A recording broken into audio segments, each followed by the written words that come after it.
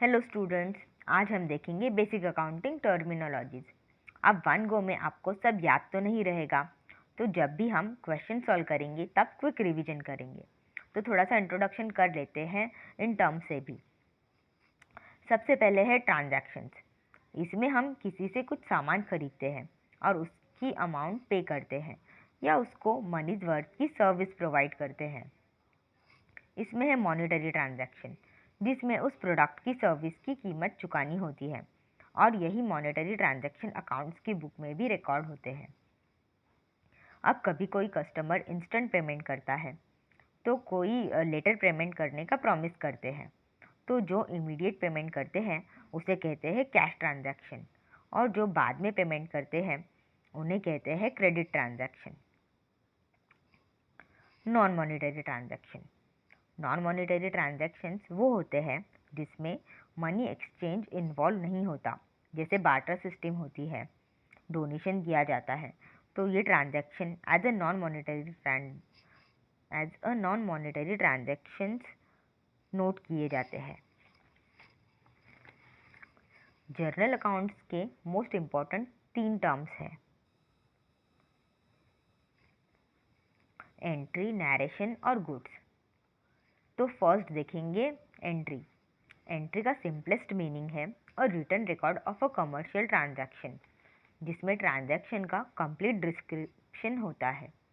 कौन सा goods sale या परचेस हुआ है, उसकी डेट क्या है, डेबिटेड क्रेडिटेड अमाउंट क्या है। सेकंड है नैरेशन। हर एंट्री के बाद ब्रैकेट में शॉर्ट एक्सप्लेनेशन जो उस ट्रांजैक्शन के बारे में एक्सप्लेन करता है वो नैरेशन होता है, जो एंट्री को मोर क्लैरिफिकेशन देता है। थर्ड है गुड्स। गुड्स हर बिजनेस के लिए अलग होता है, जैसे जो फ़ैन का प्रोडक्शन करते हैं उनके लिए फ़ैन गुड्स है, जो केमिस्ट हैं उनके लिए मेडिसिन गुड्स हैं। तो जो भी बिजनेस की मेन कमोडिटी है जिसे सेल करके बिजनेस रन किया जाता है उसे गुड्स कहते हैं। आप देखते हैं कैपिटल। तो जो बिजनेसमैन या पार्टनर मिलकर बिजनेस स्टार्ट करते हैं और जो अमाउंट वो लोग इन्वेस्ट करते हैं उसे कहते हैं बिजनेस का कैपिटल। नेक्स्ट है ड्राइंग्स। तो जब बिजनेसमैन अपने पर्सनल यूज़ के लिए बिजनेस से पैसा या गुड्स यूज़ करता है तब उसे अकाउंट्स में ड्राइंग्स कहा जाता है। फॉर एग्जांपल, बिजनेसमैन का फर्नीचर शॉप है और कुछ चेयर्स उसने घर भिजवा दिए पर्सनल यूज़ के लिए, या फिर उसने अपने बच्चे की फीस बिजनेस वाले अकाउंट से पे कर दी। ऐसे एक्सपेंसेस ड्राइंग में आएंगे। Debtors and creditors. अगर कोई पर्सन बिजनेस स्टार्ट करता है और डिसाइड करता है कि वो ओनली कैश में ट्रांजैक्शन करेगा, तो सॉरी, ऐसा तो नहीं हो सकता, except doctors and lawyers etcetera. Business में आपको उधार गुड्स खरीदने भी पड़ेंगे और बेचने भी। यह म्यूचुअल ट्रस्ट बिल्ड करना पड़ता है। तो डेटर्स वो होते हैं जिनको हम उधार पर गुड्स या सर्विसेज देते हैं एंड वो हमें फ्यूचर डेट में पेमेंट करने का प्रॉमिस करते हैं।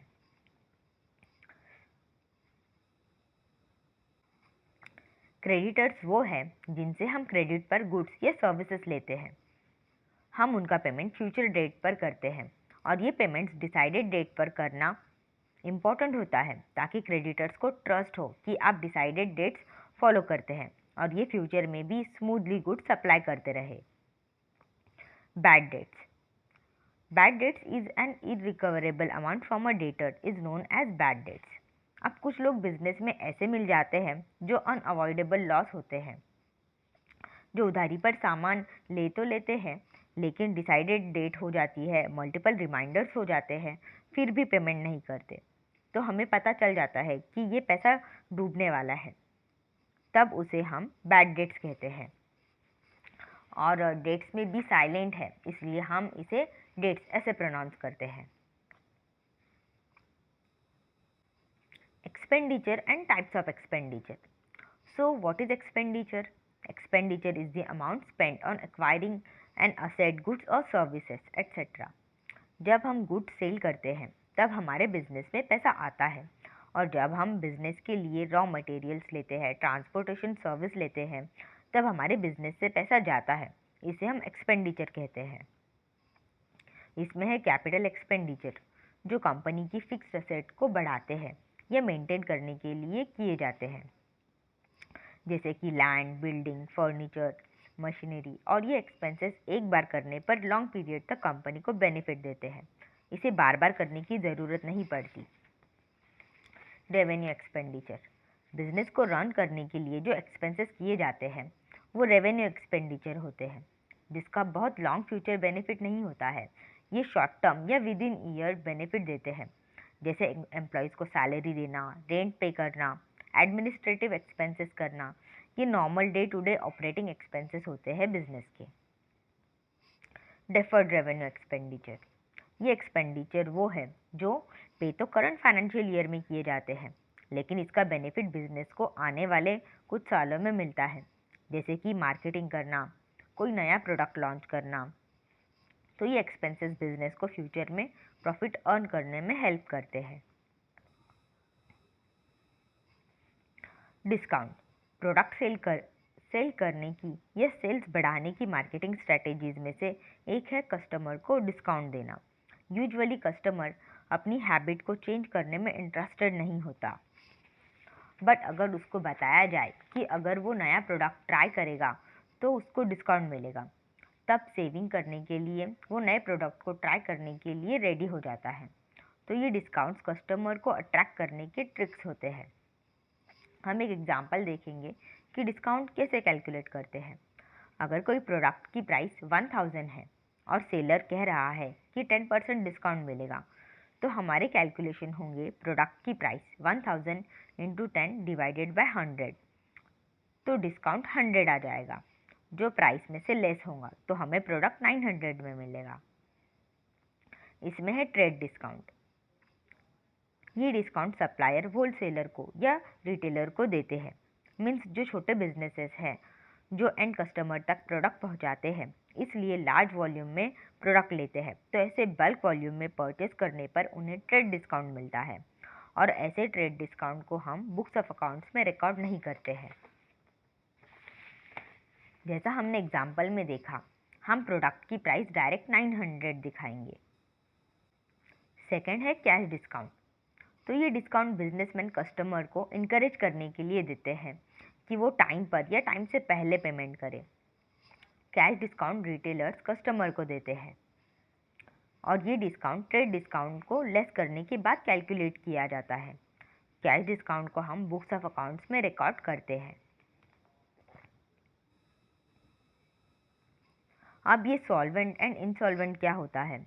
सॉल्वेंट मीन्स जो बिजनेसमैन जिसकी प्रॉपर्टी या असेट उसकी लोन्स या लायबिलिटीज से ज़्यादा है और वो लोन जब चाहे क्लियर कर सकता है, उसे कहते हैं सॉल्वेंट पर्सन। फॉर एग्जांपल, किसी पर्सन की टोटल असेट है 50 लाख और उसे टोटल डेट्स है 40 लाख, तो वो डेट क्लियर करने के साउंड पोजीशन में है, इसलिए वो सॉल्वेंट पर्सन है, जिसके बिजनेस को मार्केट से इजीली लोन मिल सकता है जब भी उसे रिक्वायरमेंट होती है। इंसॉल्वेंट पर्सन, इंसॉल्वेंट पर्सन वो होता है जिसकी असेट उसकी लायबिलिटीज से कम होती है। सी, एक पर्सन की असेट है 50 लाख और उसकी लायबिलिटीज है 60 लाख, ऐसी कंडीशन में वो अपनी पूरी लायबिलिटीज क्लियर नहीं कर सकता, उसे हम इंसॉल्वेंट पर्सन कहते हैं, जिससे बिजनेस को उसके मार्केट से क्रेडिट मिलना भी डिफ़िकल्ट हो जाता है। अकाउंटिंग ईयर, ये थोड़ा डिफरेंट होता है कैलेंडर ईयर से। पहले तो बिजनेसमैन कोई भी ईयर यूज़ कर सकते थे, बट अब टैक्स पर्पज़ के लिए हमें फाइनेंशियल ईयर ही यूज़ करना होता है, जो कि 1 अप्रैल से स्टार्ट होता है और 31 मार्च को एंड होता है। और जब भी अकाउंटिंग ईयर एंड होता है, तब प्रोप्राइटर को trading account, profit and loss account and balance sheet prepare करनी होती है, जिससे बिजनेस की फाइनेंशियल पोजीशन का पता चलता है। 2 टाइप के कंसर्न्स हैं, ट्रेडिंग कंसर्न और नॉट फॉर प्रॉफिट कंसर्न। वैसे तो बिजनेस प्रॉफिट अर्न करने के लिए ही इस्टेब्लिश किए जाते हैं बाय सेलिंग गुड्स और गिविंग सर्विसेज, बट कुछ सोशल सर्विस